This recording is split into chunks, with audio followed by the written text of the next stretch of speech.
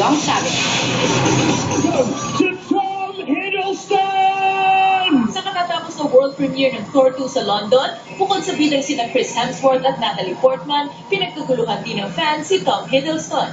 If you did, you'd be the fool I always... Nakilala si Tom sa mahusay na pagganap sa papel na Loki, ang karakter na unang ipinakilala sa Thor at tuluyang sumikat sa The Avengers. What has been the biggest change for you since you took on Loki? You know, I've been working in the theatre in London, and Loki was the first time I've been given a break, and I'm still kind of pinching myself. Sa unang panayam ng 2011, sinabi ng British actor na hindi siya nakikilala ng mga fans kung hindi siya naka-Loki costume.